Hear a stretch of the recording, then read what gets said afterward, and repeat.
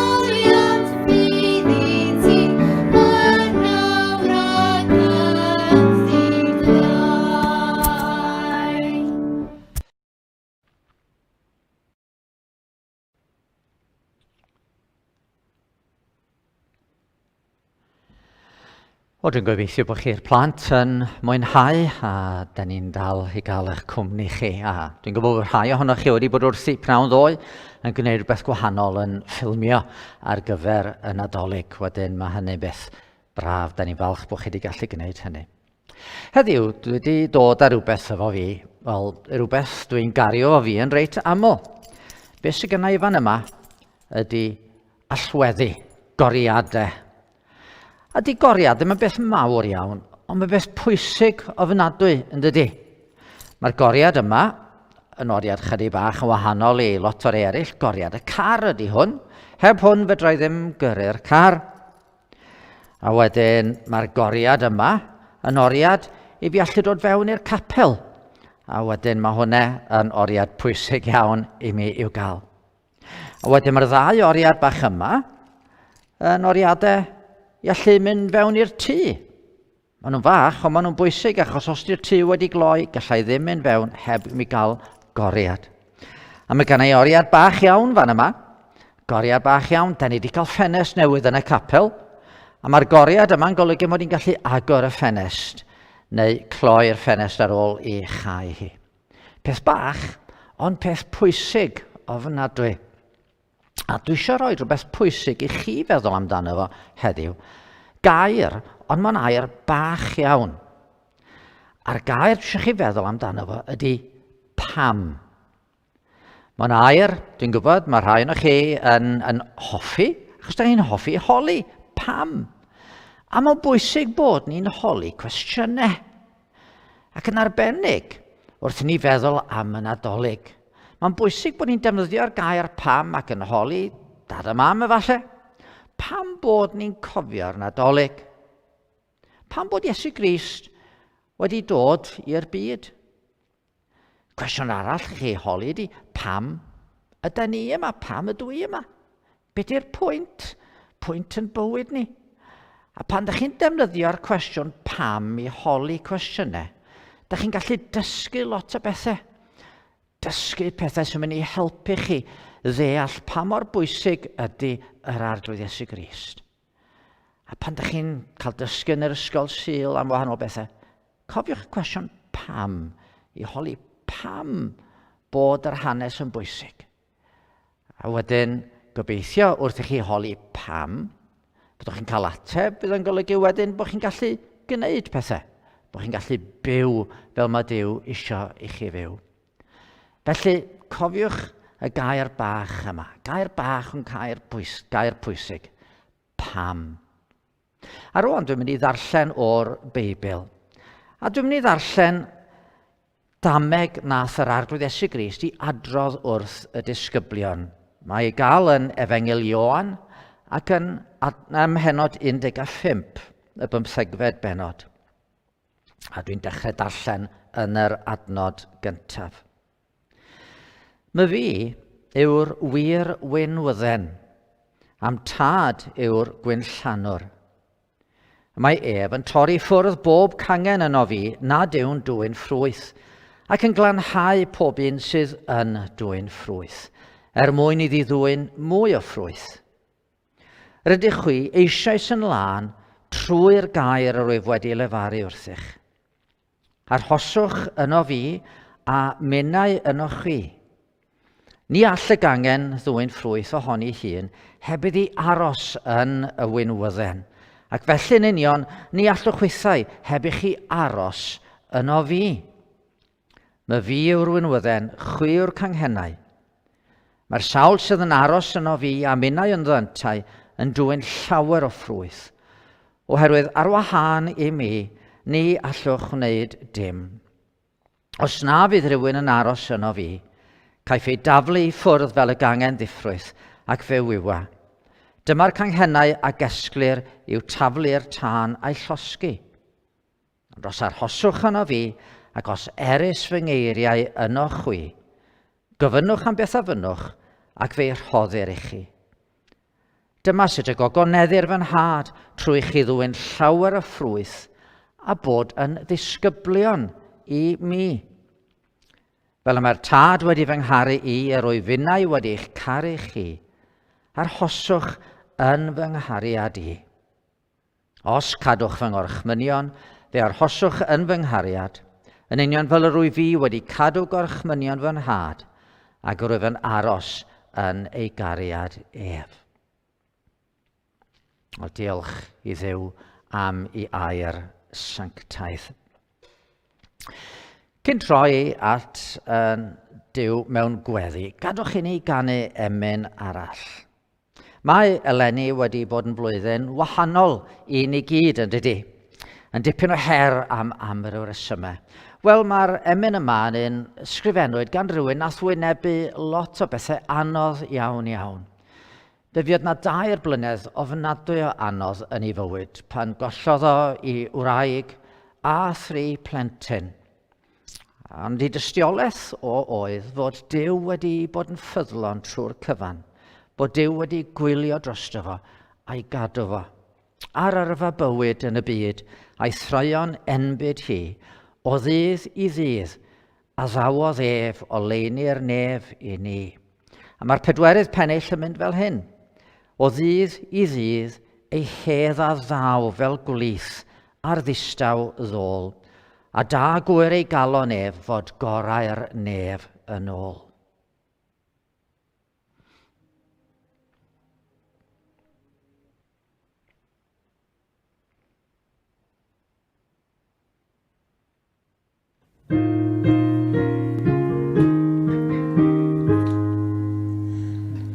Ar yrfa bywyd yn y byd, a'i throi o'n erbyn hi, o ddydd i ddydd a ddawodd ef o leini'r nef i ni. Mae dring o ryw i'r ryw, bod ni'n brif na haid, yn ôl y dydd y bydd yn nerth, a nwy'r braesedd y saint. Yn bywyd uchel wel ei waith, ar hyd ei daith bob dydd, a sawl yn byw ymgryfha, a rhaid fod pwys ar fydd. O ddydd i ddydd ei hedda ddaw, fel gwlydd ar ddistaw ddôl, a da y gwyr ei galon ef, fod gorau'r nef yn ôl. Wel o'r foleddyg seilir ffydd, yn llafan iawn ei chef, cyhoedder pawb o ddydd i ddydd, ei achawdwriaeth ef.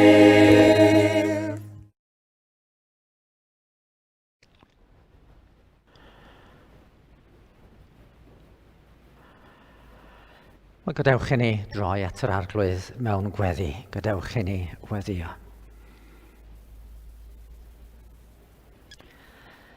O ddydd i ddydd ei hedd a ddaw fel gwlith ar y ddistaw y ddôl.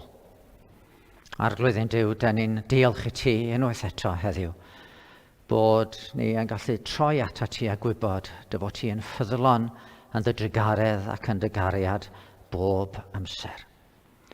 Da ni'n addoli di fel ein Duw yn brenin. Da ni'n addoli'r arglwydd Iesu Grist fel yr un sydd wedi dod i fod yn waredwr y byd.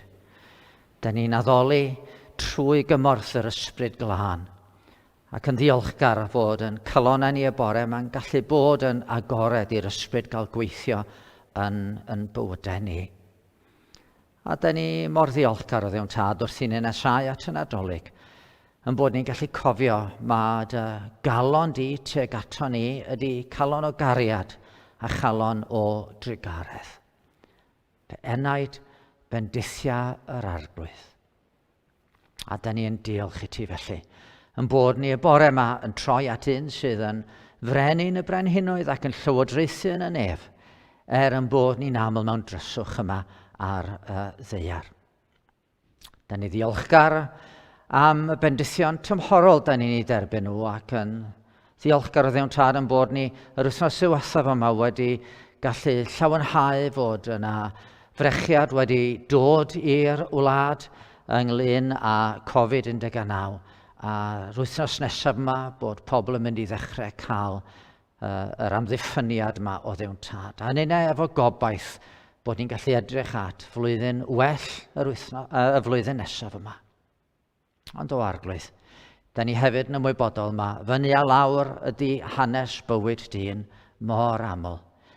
Felly, da ni'n diolch am y gobaith tragwyddol sydd i'w gael yn yr arglwydd Iesu, yr un a anwyd i fod yn waredwr y byd. Ac wrth droi ata ti felly heddiw, da ni dod â'n holl anghenion ger dy fron di. Pa bynnag rwystrau da ni wedi i wynebu yn ystod yr wythnos a'i theibio, pa bynnag bethau sydd wedi'n blino ni, da ni diolch yn bod ni'n cael eu rhoi nhw wrth draed yr arglwydd Iesu. A gwybod dy fod ti yn dy drigaredd o Dduw yn tad, am fod yn fendith ac yn gymorth i ni. A'n ysgwyddau ni yn aml yn wan, ond mae dy ysgwyddau di yn gryf i ddwyn y beichiau i gyd. Ac arglwydd yng nghanol yr holl trafferthion da ni wedi weld y flwyddyn hon, da ni'n gweddio rwan y bydd y brechiad sydd wedi dod yn gymorth go iawn i bobl. Ac y daw mwy o ddewn tad, fel y gwelwn ni, yr ofn sydd wedi gafel yng nghalonnau cymaint o bobl ynglyn â'r pandemig, yr ofn yn gallu cilio. Ac eto arglwydd yn Duw, mae gynddon ni weddi fwy dros bobl. Gweddi o ddewn tad ar i bobl sylweddoli bod na ofn arall sydd yn fwy pwysig, ofn yr arglwydd. A da ni'n gweddio arglwydd yn Duw y bydde di trwy dy drigaredd yn gweithio yn y dyddiau yma eto. Fel bod pobl yn cael gwybod rhywbeth am ofn yr arglwydd, ond hefyd ochr yn ochr â hynny, bod nhw'n dod i wybod am y cariad sydd i'w gael yn Iesu Grist. Ac felly dros y mis nesaf wrth i bobl gofio hanes y geni, da ni'n gweddio arglwydd, y bydd y cofio hefyd yn ystyried, y bydd na holi pam bod y baban yma wedi cael ei eni ym Methlehem, a pam bod angen i ni i gofio fo. Ar bore yma o arglwydd, da ni yn dod i geisio doethineb eto o dy air di. Gad i'r gair ddod i'n calonnau ni yn nerth yr ysbryd glân. Gad i ni fod yn agored i glywed yr hyn sydd gen i ti i'w ddweud. A trwy hyn o ddewn tad, neu di'n cynorthwyo ni i fod yn bobl o ffydd, yn bobl sydd heb gael yn ysgwyd nôl ac ymlaen gan awelon gwahanol wyntoedd yn y byd, ond yn hytrach yn bod ni yn gallu sefyll yn gadarn fel plant i ti ac fel dilynwyr yr arglwydd Iesu Grist yn y byd. Felly siarada ni o ddewn tad trwy'r gair, a hynny mwyn dy enw dy hunan, trwy Iesu Grist yn arglwydd. Amen. Wel, cyn troi at y gair, mi ganon ni emyn arall, sydd yn sôn am ffyddlondeb Duw, am dy ffyddlondeb arglwydd molaf di, am gariad tad mor fawr a bere byth. Pwy o'i fi fod brenin cariad i mi'n ffrind? Pwy o'i fi mae mi gael tyner wyt?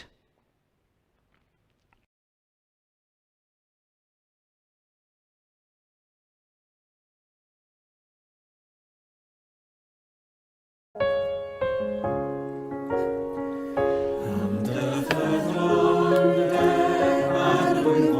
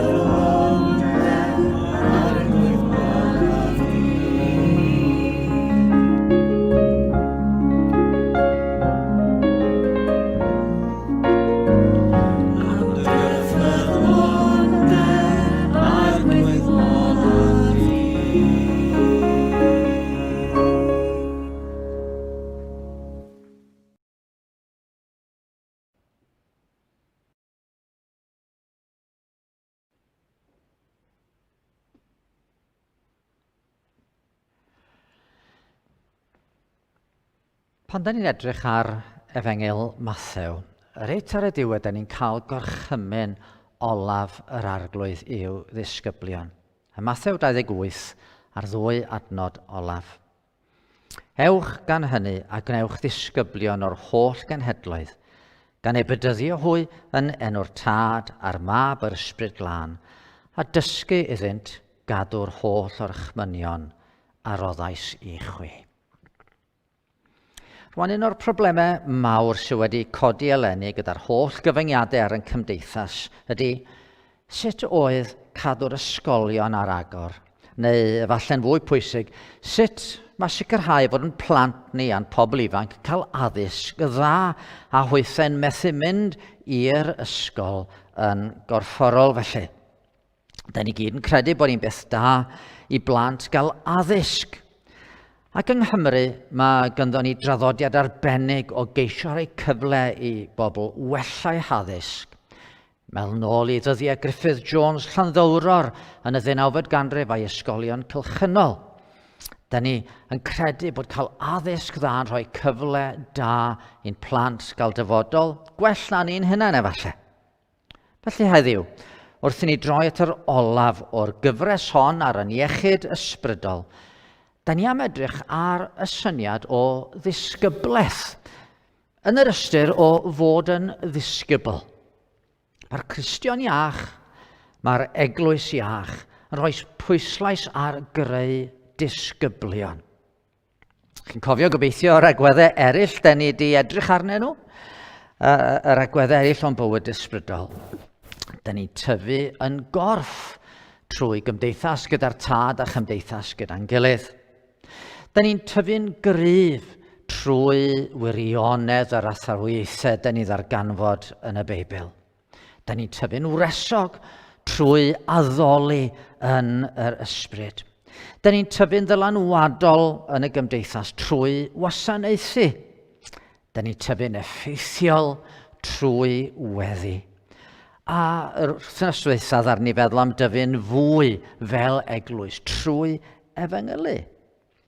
Heddiw, da ni'n meddwl am dyfu'n eiddfed trwy fod yn ddisgyblion. Da ni'n aml yn dweud mae'r peth pwysig ydy credu'n Iesu Grist. A mi all hynny awgrymu rhyw benderfyniad unwaith ac am byth. Wel, wrth gwrs, trwy ffydd yr ydyn ni yn gadwedig medde'r Beibl, a rhaid ni beidio anghofio'r gwirionedd sylfaenol hwnnw. Mae'r bywyd Cristnogol yn dechrau trwy ni ymddiried, trwy ni roi yn ffydd yn harglwydd Iesu fel yn gwaredwr ni, yn un sydd wedi cymryd yn beie a'n hanwireddau a diodd yn lle ni ar y groes cyn atgyfodi yn fyw y trydydd dydd. Ond wedi deud hynny, mi sylwch chi mae gorchymyn Iesu i'w ddisgyblion oedd, ewch gan hynny a gwnewch ddisgyblion o'r holl genhedloedd. Ddaru o ddim deud, ewch a gnewch gredinwyr. Ewch a gnewch ddisgyblion. Felly, y cwestiwn heddiw ydy, pa fath o ddisgybl ydych chi a fi? Ac ady'r eglwys yn eglwys sydd yn creu disgyblion. Nifer o bethau gyna i'w rannu efo chi bore yma, gobeithio yn reit fyr. Ond y peth cyntaf wrth gwrs amlwg iawn ydy, mae disgybl yn dysgu. Mae hwnna'n swnio beth hynod o amlwg i ddeud, ond weithiau, da ni'n gorfod deud y pethau yma. Dwi'n gwybod bod sawl un ohonoch chi rhieni yn holi'ch plant ar ôl iddyn nhw fod yn yr ysgol. Be nes i yn yr ysgol heddiw? A fel arfer ateb ydych chi'n cael, dim byd. Ond yn gobeith ni wrth gwrs ydy pan da ni'n danfon yn plant i'r ysgol bod nhw'n mynd i allu dysgu rhywbeth. Dyna holl bwynt i gyrru nhw i'r ysgol. Wedyn ar ôl gorffen yr ysgol, mi fydd rhai efallai mynd mlaen i brifysgol i gael dysgu mwy. Bydd eraill efallai'n cael prentisiaeth mwyn dysgu sut i wneud rhyw waith neu gilydd. A pan ddechreuodd Iesu i weinidogaeth gyhoeddus, fe ddoth o gan ddysgu pobl, oedd o yn pregethu, ac oedd o'n galw rhai i fod yn ddisgyblion iddo fo. Mae'n galw Andreas yn gyntaf i'w ddilyn. Mae'n galw Pedr, Iago, Ioan, Mathew, y casglwr trethu, Seimon y Selot ac yn y blaen. Mae'n galw rhain i ddod ac eistedd wrth ei draed o a dysgu. Ar adegau roedd tyrfadd yn ei ddilyn ac yn cyfrif ei hunain yn ddisgyblion iddo. Yn wir oedd na lawer o rai'n cyfrif ei hunain yn ddisgyblion i'r arglwydd, ond roedd na rai oedd yn rhoi llawer mwy o amser i fod efo'r arglwydd, a'r arglwydd yn buddsoddi amser ynddyn nhw y 12 disgybl yma. A dyma fo'n canolbwyntio ar y rheini mwyn iddyn nhw fedru cario'r gwaith ymlaen wedi ddorffen i waith ar y ddaear. Rwan, pan da ni'n meddwl am ddysgu a bod yn ddisgyblion, un o'r pethau da ni'n gorfod ystyried wrth feddwl am yr hyn mae'r arglwydd Iesu isio i ni i ddysgu, ydy mae dysgu galwedigaethol ydy'r dysgu yma.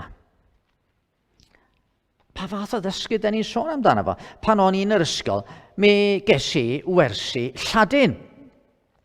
Dysgu llawer o eiriau, dysgu dipyn o'r ramadeg. Ac ar ôl dipyn o'n i'n gallu darllen rhywfaint o farddoniaeth Lladin a hanes Cesar yn dod i Brydain ac yn y blaen. Ryw ddysgu academaidd oedd hynny. Ond wedyn oedd na wersi eraill. Oedd na wersi gwaith coed yn yr ysgol.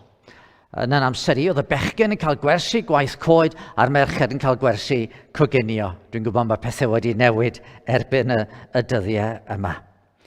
Ond roedd rhain yn wersi ymarferol fydde yn help bellach ymlaen wrth i ni fyw. Ac yn y coleg mae yna gyrsiau academaidd, ond mae yna gyrsiau galwedigaethol, fel cwrs sy'n eich arwain chi rhyw alwedigaeth fel bod yn feddyg, neu'n nyrs, neu'n saer coed, neu'n blymar, neu'n physiotherapydd, pob math o bethau. Yn y cyrsiau hyn, ydych chi'n dysgu sut i fod yn rhywbeth. A dyma'r math o ddysgu mae disgyblion Iesu fod i'n wneud. Da ni'n cael yn galw i fod yn rhywbeth.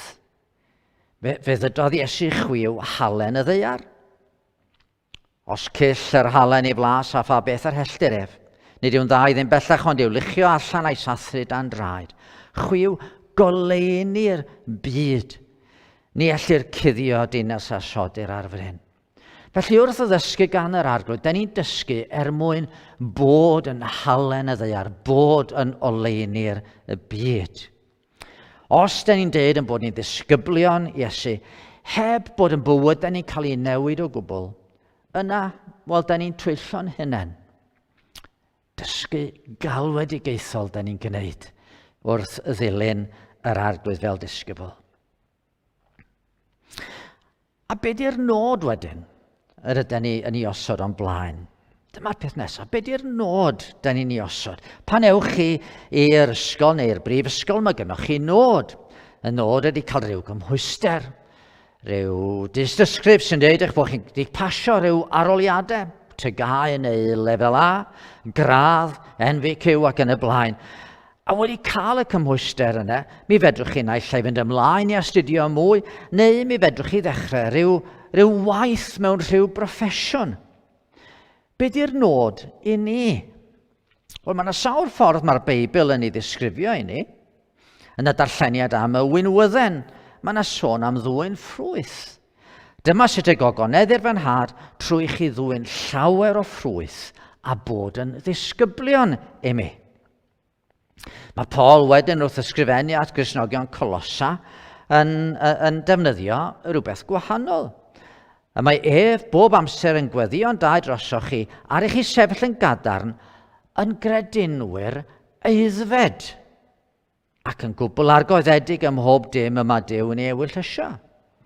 Mae eisiau ni fod yn gredinwyr eiddfed, yn Gristnogion eiddfed. Ond efallai mae'r ffordd mwyaf arbennig mae'r Beibl yn disgrifio'n nod ni ydy bod ni eisiau bod yn debyg i Iesu.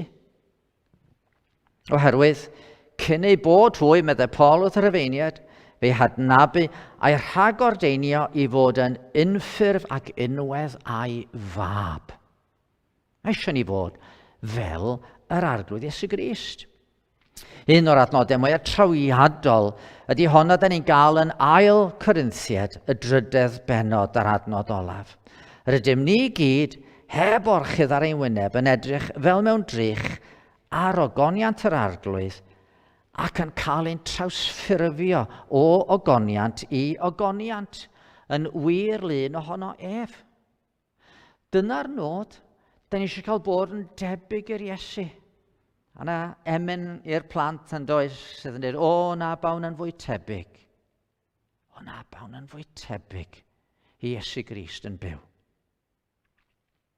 Felly, dyna'r nod. Da ni'n dysgu mwyn bod yn wahanol, a'r nod ydy bod yn debyg i'r arglwydd. Nesaf, y peth nesaf i sylwi arno fo ydy, be di cynnwys yr hyn yr ydyn ni'n ei ddysgu? Be di'r cwricwlwm? Gwyn i roed o fel yna. Be di'r cwricwlwm? Mewn ysgol a phrifysgol, nid dim ond dysgu rhyw ffeithiau sydd heb gysylltiad efo'i gilydd, mae'r disgyblion. Mae yna rhywun yn gorfod penderfynu pa ffeithiau, pa sgiliau sydd ei hangen, pa fodiwlau sydd i'w rhoi ger bron y disgyblion. Be sydd angen bod yn y cwricwlwm? Mae yna feddwl bwriadol yn digwydd. Be sydd yn cwricwlwm ni fel disgyblion Iesu? Wel, dyma'r arglwydd ei hunan yn dweud yn dod gan ddyfynu o'r Hen Testament. Nid ar fara yn unig y bydd byw rhywun fyw, ond ar bob gair sy'n dod allan o enau Duw. Hynny ydy, da ni'n cymryd y Beibl fel yn cwricwlwm ni. Mae pob ysgrythyr, medde Paul, wedi ysbrydoli gan Dduw ac yn fuddiol i hyfforddi a cheryddu a chywiro a disgyblu mewn cyfiawnder. Felly darperir pob un sy'n perthyn i Dduw a chyflawn ddarpariaeth ar gyfer pob math o weithredoedd da. Trwy ddeall beth sydd yn y Beibl, yr ydyn ni yn dod i aeddfedu fel pobl yr arglwydd. Ond mae yna ffordd arbennig o edrych ar y Beibl. Da ni'n gallu darllen y Beibl a peidio datblygu fel Cristnogion. Ond, pan oedd Iesu'n siarad efo rai pobl oedd yn cyfri fi hynna yn dipyn o arbenigwyr yn yr Hen Testament yn yr ysgrythyr oedd ganddyn nhw y pryd hynny. Dyma Iesu'n dweud, rydych yn chwilio'r ysgrythurau oherwydd tybio rydych fod eich fywyd tragwyddol yn ddyn twy. Ond tystiolaethu amdana fi y mae'r rhain. Ie. Yr Hen Testament yn sôn am Iesu Grist. Testament newydd yn drynu'n sylw ni at Iesu Grist. Yn y bôn, Iesu Grist ydy'r cwricwlwm. Da ni'n dysgu am Dduw, am ddyn, am yn hangen ni, am yn dyletswyddau fel pobl sydd yn ceisio dilyn yr arglwydd. Ond bob amser, da ni'n dysgu nhw mewn perthynas ar arglwydd Iesu ar hyn a wnaeth o drosto ni. Pan ydy'n darllen yn Genesis am had o wraig oedd yn mynd i ysugo pen y sarff. Wel, sôn am Iesu yn concro'r diafol ydy ni. Pan mae'n ddisgrifio'r aberthau i gyd yn llyfr Leviticus, da ni'n gallu drysu'n lan, ond i bai am bod ni'n sylweddoli, mae rhyw gysgod ydy'r aberthau yma, sydd yn pwyntio ni ymlaen at yr arglwydd Iesu Grist. Oen Duw oedd yn mynd i ddwyn ymaith bechodau'r byd trwy i aberth ei hunan ar y groes. Ac yn edrych ffeithiau academaidd ydy'r rhain. Oherwydd, mwyn ni maen nhw. Mwyn ni doth Iesu i'r byd. Ac mwyn ni mae Duw di rhoi'r darluniau yma i gyd mwyn i ni sylweddoli a deall beth yn union oedd yr arglwydd yn ei wneud. A trwy ddysgu'r pethau yma, da ni'n dysgu mae credu neu ymddiried yn Iesu ydy'r peth mwyaf rhesymol i unrhyw un ohono ni'n wneud. A mae yna berthynas yn dod rhyngddo ni a'r arglwydd, a'r berthynas honno'n tyfu wrth i ni ddeall a dysgu mwy. Oherwydd dyna yn y pen draw ydy lle rydyn ni am fynd yn de, Fe ddydodd Iesu, hyn yw'r bywyd tragwyddol, dy adnabod ti, yr unig wir Dduw, a'r hwn anfonais ti, Iesu Grist. Felly, y cwricwlwm ydy'r arglwydd. Wel, cwestiwn nesaf. Ble mae'r ysgol? Ble mae'r ysgol lle cawn ni ddysgu hyn? Mae yna ymdrech gan rieni bob amser yn oes i geisio cael yr ysgol orau ar gyfer i plant. Yn Llundain, lle mae fy chwaer i yn byw, mae yna gystadleuaeth fawr i gael plant fewn i wahanol ysgolion. Mae'n ardal fel yn hardal ni, mae'r dewis yn llai. Ac eto mae rhieni eisiau dewis yr addysgu gorau sydd yn mynd i fod ar gyfer i plant. Mae rhain dewis dysgu plant adre a peidio i danfon nhw i ysgol o gwbl. Ond mae rhan fwyaf yn dweud na, y lle gorau i'n plant ydy cael dysgu efo plant eraill yn yr ysgol. A trefn Duw ydy yn bod ni'n dysgu orau pan da ni'n dysgu efo Cristnogion eraill mewn eglwys leol.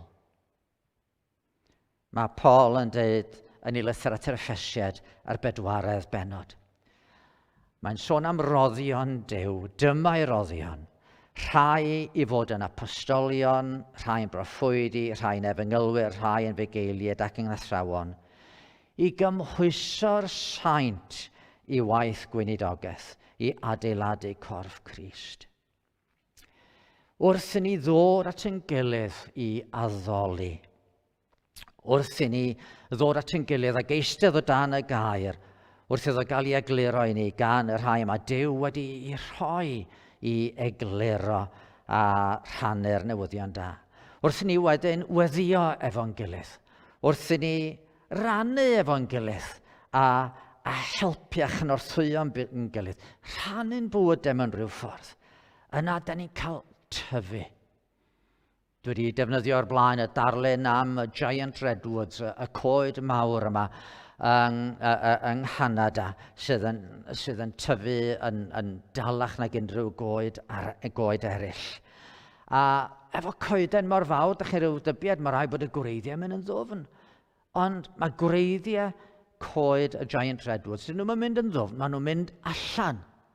A maen nhw'n clymu yng ngwreiddiau giant redwoods eraill. A trwy glymu yn ei gilydd, maen nhw'n gallu sefyll yn gadarn. Ac felly, yr ysgol lle da ni'n mynd i ddysgu orau am yr arglwydd Iesu Grist ydy mewn eglwys lle mae gair Duw'n cael ei egluro yn ffyddlon a chyfle'n cael ei roi i ni i gymhwyso y cyfan. Ond yn ola, cyn gorffen, yn sydyn iawn, gadwch i ni holi pwy ydy'r athro. Dyma'r cwestiwn sydd dyma beth sy'n gwneud ysgol yn dda, ydy cael athrawon da. A da ni'n gwybod am sawl un sydd wedi dod yn enwog falle mewn rhyw faes. A mae sawl yn dweud, wel, fe ddechreuodd y cyfan achos na athro yn yr ysgol, nath yn ysbrydoli fi. Nath angos diddordeb yna i, a nath gael yn ddiddordeb i yn y pwnc yma. Ac am fod na athro da, yna o'n i wedi cychwyn yr llwybr yma i berffeithio yng nghrefft a niddordeb yn y maes. Wel, pwy di'r athro sy'n mynd i'n hysbrydoli ni? Ble gewn ni bregethwr sydd yn mynd i fod yn werth crwydro i chwilio amdano fo i wrando arno fo? Ble gewn ni rhywun sy'n mynd i'n helpu ni ymlaen? Ond mae'r Beibl yn deud yn glir wrtho ni. Yr ydym ni gyd, medde Paul, yn yr adnodau o'n i'n ddyfynu o Ail Corinthiaid, 3 bennod adnod 18. Yr ydym ni gyd, heb orchydd ar ein wyneb yn edrych fel mewn drych ar ogoniant yr arglwydd, dyna'r cwricwlwm, da ni'n edrych ar ogoniant yr arglwydd, ac yn cael ein trawsffurfio o ogoniant i ogoniant, yn wir lun ohono ef, dyna nod ni, cael dod yn debyg i Iesu, a gwaith yr arglwydd, yr ysbryd yw hyn. Os da ni ddim ond yn edrych at bobl i'n dysgu, yna mi gawn ni'n siomi. Yr ysbryd glân ydy'r athro sydd yn mynd i ddysgu yn calonnau ni mewn gwirionedd. Dim ond wrth i'r ysbryd glân weithio y byddwn ni'n cael yn newid. Fe addawodd Iesu bydd yr ysbryd yn dod. Fe soniodd o wrth y disgyblion pan ddawr ei reolwr anfonaf i atrach oddi wrth y tad, sef ysbryd y gwirionedd, sy'n dod oddi wrth y tad. Bydd ef yn tystiolaethu amdano fi. A wedyn mi ddydodd o, pan ddaw ef ysbryd y gwirionedd, fe'ch arwain chi yn yr holl wirionedd. Dyna pam, da ni eisiau'n harweinwyr fod yn bobl sydd yn pwyso ar yr ysbryd glân. Rhai sydd eu hunain yn cael ei dysgu gan yr ysbryd. Rhai sydd eu hunain yn ddisgyblion. A'r ysbryd glân yn ei dysgu nhw a rhoi adnabyddiaeth o ddofn o'r arglwydd. Nid gwybodaeth am Iesu ydy'r peth pwysicaf, ond adnabyddiaeth o'r arglwydd Iesu Grist. A da ni angen pobl felly, angen gweddio bod yr eglwys yn cael arweinwyr sydd yn bobl felly, wedi cael ei meddiannu gan yr ysbryd. Oherwydd rhai felly mae Duw yn ei defnyddio a'i bendithio. Yna hanes am Daniel Rowland, mae rhai o'ch chi'n gwybod, dwi'n siŵr. Oedd o yn mynd ar hyd y lôn rhyw dro efo rhywun arall y ddau yn reidio ceffylau ar hyd y lôn. A dyma nhw'n pasio o ddyn ar ochr y lôn. A Daniel Rowland yn dweud, o dyna ddyn nes i droi at yr arglwydd Iesu. A mae gydymaith o'n dweud, wel ie, Mr Rowland, da chi wedi troi llawer o bobl at Iesu. Na, da chi wedi camddeall, meddwl Daniel Rowland. Dyna ddyn nes i droi at yr arglwydd Iesu. A mae wedi mynd yn ôl at y byd rwan. Mae rhai mae Duw yn ei droi, yr ysbryd glân yn ei troi at yr arglwydd Iesu. Mae nhw'n aros yn ffyddlon. Yr ysbryd ydy'r athro da ni angen i ddod a gweithio yn ein byd ni. Ac un o'r pethau rhyfeddol da chi'n gweld ydy pam mae'r ysbryd yn dod ac yn gwneud ni'n ddisgyblion. Rhan o beth mae'r ysbryd ni'n neud ydy yn gwneud ni'n bobl sydd yn creu disgyblion eraill. Da ni yn ddisgyblion sydd yn creu disgyblion. A dynes, mae'r eglwys yn parhau a wedi parhau dros 2000 o flynyddoedd. A dynes, mae'r eglwys yn mynd i barhau. Lle ydy ni arni heddiw? Ydy ni yn ddisgyblion yr arglwydd Iesu? Fel o'n i'n deud ar y dechrau, mae 'na fan cychwyn y daith lle da ni'n rhoi'n ymddiriedeth yn y gwaredwr fel yr un sydd yn ein hachub ni oddi wrth yn pechodau. Ond wedyn, da ni'n mynd ymlaen i fod yn ddisgyblion, yn fwriadol, yn ceisio tyfu. Yn tyfu trwy roi sylw i'r cwricwlwm cywir, i'r arglwydd Iesu a dod i ddyfnhau'n perthynas efo Iesu. Yn gwneud hynny yng nghwmni Cristnogion eraill. Ac yn gyson yn ceisio agor yn calonnau yr ysbryd glân weithio ynddo ni. Ydyn ni'n eglwys felly fan yma yng Capel y Ffynnon? Ydyn ni'n bobl felly sydd yn ddisgyblion, sydd am weld disgyblion eraill yn cael eu creu?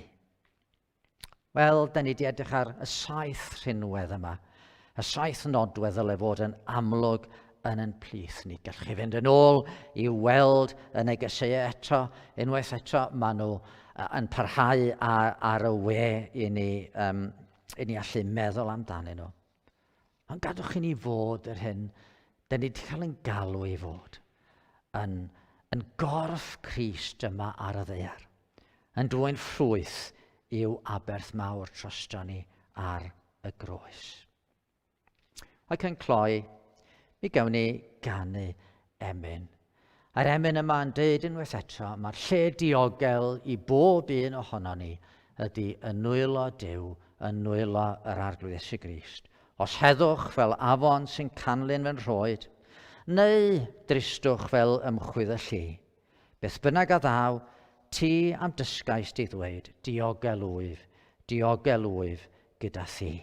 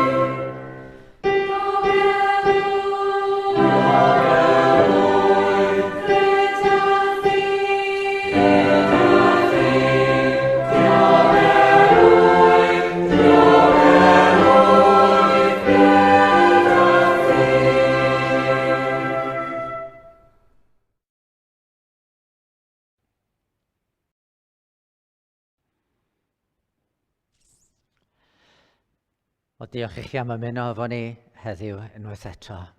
Ni'n gweddio bod y gwasanaeth wedi bod yn fendith i bob un ohonoch chi. Cofiwch am gwahanol bethau sydd yn digwydd, gair o'r gell, bob dydd myfyrdodau advent felly, bob dydd ar YouTube, a byddwn ni wrth yn bodd os allwch chi ymuno efo ni sil nesaf pan da ni'n gobeithio bydd gynulleidfa wedi ail ymuno efo ni yma yn yr adeilad. Gadewch chi ni orffen yn sŵn geiriau yr apostol Paul. Beth bynnag oedd yn ennill i mi, rwyf yn awr yn ei ystyried yn golled oherwydd Crist. A mwy na hynny, hyd yn oed, rwyf yn dal i gyfrif pob peth yn golled ar bwys y rhagoriaeth y profiad o adnabod Crist Iesu fy arglwydd. Yr un y collais i bob peth o'i herwydd. Rwyf yn cyfrif y cwbl yn ysbwriel mwyn i mi ennill Crist. Gadwch chi ni weddio. Arglwydd, gwna ni yn wir ddisgyblion. Dysgan calonau ni trwy'r ysbryd glân, a gad i ni wir fod yn mwy tebyg bob dydd i'n harglwydd wrth i ni ddod i wadnabod o yn well. A bod i ras yn harglwydd Iesu Grist ac i gariad Duw ein Tad, ac i gymdeithas yr ysbryd glân aros gyda ni o'r awr hon hyd byth. Amen.